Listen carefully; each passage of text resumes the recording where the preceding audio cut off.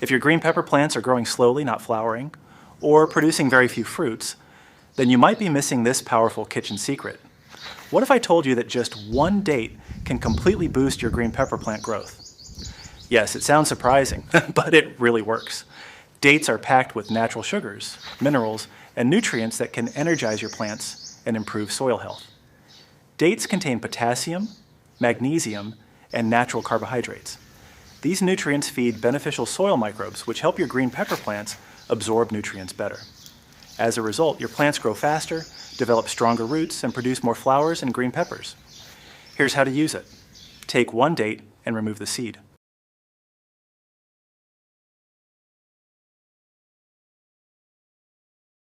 Soak it in 1 liter of water overnight.